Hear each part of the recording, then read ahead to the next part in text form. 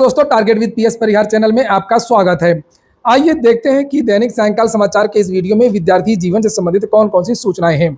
तो वीडियो को जल्दी से लाइक कर दें, शेयर कर दें और जिन छात्रों ने चैनल को अभी भी सब्सक्राइब न किया हो तो जल्दी से सब्सक्राइब कर लें ताकि आप लोगों को इसी प्रकार की ऑथेंटिक अपडेट से सबसे पहले मिलती रहे। चलिए शुरू करते हैं। बात कर लेते हैं सबसे पहले ज्वलंत मुद्दे की, यानी कि नई प्राथमिक शिक्षक भर्ती की। आजकल प्राथमिक शिक्षक भर्ती का मुद्दा छाया हुआ है, चाहे समाचार पत्र हो, चाहे वो चयन आयोग में धरना प्रदर्शन हो या विधानसभा में शिक्षक भर्ती को लेकर के प्रतिपक्ष के द्वारा सत्ता पक्ष के द्वारा की गई परिचर्चा। चूंकि सरकार की तरफ से हमेशा अनुपात समानुपात की बात की जाती है, लेकिन आंकड़े कुछ और हैं, ये सभी लोग जानते हैं। ऐसा शायद ही कोई गांव है, शायद ही कोई ऐसा शहर हो जहां पर अनुपात समानुपात के बराबर शिक्षक हो, या जिस प्रकार से शिक्षकों की नियुक्ति होनी चाहिए उस तरीके से शिक्षकों की नियुक्ति हो। तो आज समाजवादी पार्टी के जो नेता है और नेता जो प्रतिपक्ष है माता प्रसाद पांडे, उनकी तरफ से शिक्षक भर्ती को लेकर के सरकार से सवाल पूछा गया और ये बताया गया कि आखिरकार इन विद्यालयों की ये दुर्गति क्यों है, जिसे आपको देखना चाहिए। सबसे पहले आप लोग इस वीडियो को देखिए। ये आपने चयन आयोग बनाया, मैं चयन आयोग पहले से बना था, अब की बार तो कुछ भर्ती हुई है। जो मास्टर रिटायर होते हैं, अभी बहुत से पद खाली नहीं भरे जा सके। माध्यमिक शिक्षा में और हमारे मंत्री जी शिक्षा तो नहीं, तो कभी मानते ही नहीं कि प्राइमरी शिक्षा में टीचर नहीं है। एक स्कूल में एक टीचर पढ़ाता, मैंने बीएसए से, मेरे खुद गांव में कोई टीचर नहीं था शिक्षा में, तो पढ़ा रहा था।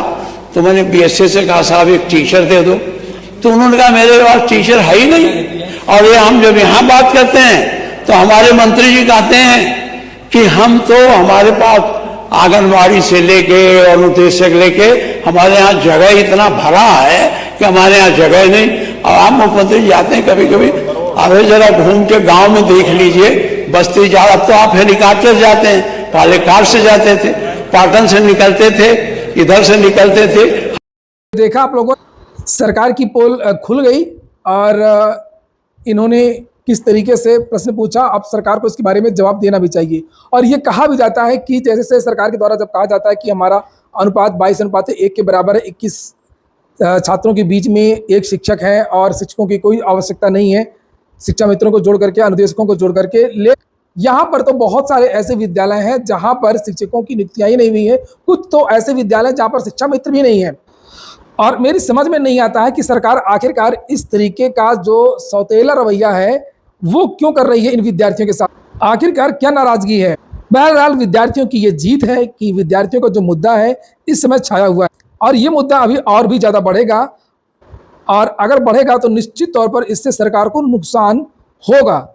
नुकसान हुआ है, सरकार को नहीं पता है कि ये जो बेरोजगारी है या रोजगार का जो मुद्दा है वो कितना बड़ा होता है। मैं अगर बताऊं आप लोगों को कि अगर जब ये बीजेपी की सरकार 2017 में आई थी और 2022 तक इन्होंने भर्तियां की थी, ऐसी बात नहीं कि उन्होंने भर्तियां नहीं की थी, पहले भर्तियां विवादित रही हो, चाहे वो 68,500 वाली शिक्षक भर्ती हो, चाहे वो 69,000 शिक्षक भर्ती हो, चाहे वो दरोगा भर्ती हो, चाहे वो एलटी ग्रेड की लगभग 10,000 पदों पर भर्ती हो, या टीजीटी पीजीटी जो 2021 में भर्ती पूरी हुई थी, चाहे वो वाली भर्तियां, और बहुत सारी भर्तियां हुई हैं।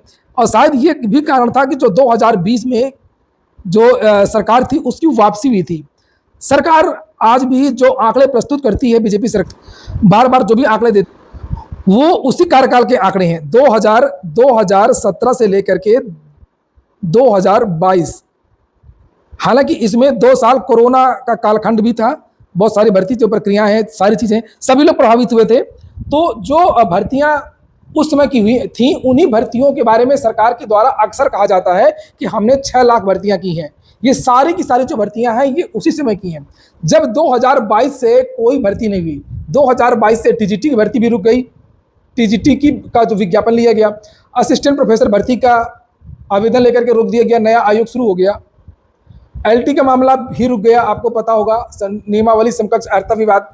उसके बाद में पुलिस पेपर लीक और बहुत सारी चीज़ें हुई, आरओ पेपर लीक, और बेरोजगारी का मुद्दा ही था कि लोकसभा चुनाव में बीजेपी को 33 सीट पर खिसकना पड़ा। सरकार अगर अभी भी इसी तरीके से बात करेगी कि नहीं हमने 6 लाख भर्तियां की हैं, बार बार पुरानी भर्ती की बात करेगी, तो निश्चित तौर पर सरकार को नुकसान उठाना पड़ेगा। न प्राथमिक में वैकेंसी आई 22 के बाद से, न माध्यमिक में वैकेंसी आई, और लोक सेवा आयोग में भी बहुत सारी भर्तियां, एलटी खंड शिक्षा अधिकारी वगैरह की जो भर्तियां वो रुकी हुई हैं। एलटी की, हाँ, खंड शिक्षा अधिकारी की बात करूं तो 2022 के पहले 2019 में खंड शिक्षा अधिकारी की भी भर्ती आई थी, बहुत सारी भर्तियां 17 से लेकर के 22 के बीच में आई थी और उस बीच में पुलिस कांस्टेबल की भी बड़ी भर्तियां हुई थी। तो सरकार इसके बारे में सोचे कि भर्ती देने से क्या होता है, भर्ती नहीं देने से क्या होता है। नहीं तो ये 6 लाख का जो बार बार रट्टा मारा जाता है, इसका खामियाजा 2027 के चुनाव में निश्चित तौर पर देखने को मिलेगा, अगर प्राथमिक की वैकेंसी जल्द नहीं आती है, कंप्लीट नहीं होती है चुनाव के पहले। चूंकि जो प्रतियोगी छात्र होते हैं ये पढ़ा लिखा वर्ग होता है, चाहे वो LT वाले विद्यार्थी हों, खंड शिक्षा अधिकारी वाले हों, PCS वाले हों, RO वाले हों, ये विद्यार्थी सब कुछ समझते हैं, सब कुछ जानते हैं। आप आंकड़े कुछ भी प्रस्तुत करें बार बार, विद्यार्थी सब जानते हैं कि आपने अभी पिछले 3-4 साल में कितनी भर्तियां की हैं और कितनी भर्तियां आप करने वाले हैं। चलिए बात कर लेते हैं माध्यमिक की। प्राथमिक विद्यार्थियों की पीड़ा तो आपने देख ही लिया, अब पीड़ा देखते हैं हम लोग माध्यमिक की TGT PGT की। प्रतियोगी छात्र प्रतिनिधि मंडल शीतला प्रसाद ओझा की तरफ से ये प्रेस विज्ञप्ति जारी की गई है TGT PGT को लेकर के। लिखा है, उत्तर प्रदेश के TGT PGT की तैयारी कर रहे प्रतियोगी भाइयों बहनों को यह अवगत कराना चाहता हूं कि TGT PGT विज्ञापन वर्ष 2022 में सीटों में वृद्धि के लिए बहुत जल्द मैदानी जंग का ऐलान होने जा रहा है। अगर अपने माँ बाप के सपने को हकीकत में आप लोग बदलना चाहते हैं तो उम्मीद है कि उत्तर प्रदेश शिक्षा सेवा चयन आयोग को स्थायी अध्यक्ष की नियुक्ति होने जा रही है और उम्मीद है कि 10 अगस्त तक उत्तर प्रदेश शिक्षा सेवा चयन आयोग को अध्यक्ष मिल जाएंगे। हाँ, ये बात सही है, ये जो लाइन लिखी है चर्चा इसी बात को लेकर के है कि 10 या 15 अगस्त के पहले पहले नए आयोग में चेयरमैन आ जाएंगे। प्रक्रिया बहुत तेजी से चल रही है और ठीक है, और उत्तर प्रदेश शिक्षा सेवा चयन आयोग को अध्यक्ष मिल जाएंगे। इसीलिए उत्तर प्रदेश के सभी भाइयों बहनों कोचिंग संचालकों से विशेष अपील है कि एक बड़े जंग का ऐलान होने जा रहा है। TGT PGT विज्ञापन वर्ष 2022 में सीट वृद्धि को लेकर के, तो इसमें आप सभी भाइयों का साथ चाहिए। मित्रों, 4163 पदों का जो विज्ञापन आया वो बहुत कम है और आवेदन 13,19,000 प्रतियोगी भाइयों बहनों ने आवेदन किया है। इसलिए आप लोग कमर कस लीजिए। उत्तर प्रदेश शिक्षा सेवा चयन आयोग पर एक विशाल धरना प्रदर्शन का कार्यक्रम होगा। आप सब लोगों की सहयोग की जरूरत है। बहुत बहुत धन्यवाद। शीतला प्रसाद ओझा, प्रतियोगी छात्र प्रतिनिधि मंडल। तो विद्यार्थियों की यह मांग है कि TGT PGT में जब इतनी देरी हुई है तो इस बीच में जितने भी पद रिक्त हुए हैं, जिनके बारे में अक्सर कहा भी जाता है कभी 25,000, कभी 20,000, कभी 30,000, इन पदों को इस पुरानी भर्ती में जोड़ दिया जाए। आप लोग क्या चाहते हैं? आप लोग कमेंट बॉक्स में बताइए कि आप लोग इसी भर्ती की तुरंत परीक्षा चाहते हैं या पदों को जोड़ करके परीक्षा चाहते हैं। और आप लोग इस वीडियो को ज़्यादा से ज़्यादा शेयर कर दें सभी व्हाट्सएप ग्रुप में, सभी फेसबुक ग्रुप में, ताकि ज़्यादा से ज़्यादा विद्यार्थियों को इसके बारे में जानकारी मिल। अगली सूचना है, सुप्रीम कोर्ट ने आज आरक्षण को लेकर के एक बहुत बड़ा ऐतिहासिक फैसला दिया है और ये फैसला है शेड्यूल कास्ट यानी SC कैटेगरी के लिए। क्योंकि अक्सर इस बात को लेकर के परिचर्चा होती रहती है कि SC कैटेगरी में क्या क्रीमी लेयर होना चाहिए क्या नहीं होना चाहिए। जिस प्रकार से OBC में creamy layer, non creamy layer की अवधारणा है या कहीं कहीं पर पिछड़ा वर्ग कोटा, अति पिछड़ा वर्ग कोटा है, वर्गीकृत किया गया। जैसे बिहार में पिछड़े वर्ग को 2-3 उसमें बांटा गया है। तो इसको लेकर के आज सुप्रीम कोर्ट ने साफ कर दिया है कि SC कैटेगरी में भी उपवर्गीकरण किया जा सकता है, यानी कि creamy layer, non creamy layer, इस टाइप से इधर भी आरक्षण को बांटा जा सकता है। ये देखिए, आरक्षण पर सुप्रीम कोर्ट का बड़ा फैसला, कहा OBC आरक्षण की तरह लागू हो क्रीमी लेयर। ये आज ही की सूचना है। सुप्रीम कोर्ट के एक संविधान पीठ ने गुरुवार को दिए फैसले में कहा कि अनुसूचित जाति जनजाति में सब कैटेगरी बनाने में कोई संवैधानिक बाधा नहीं है।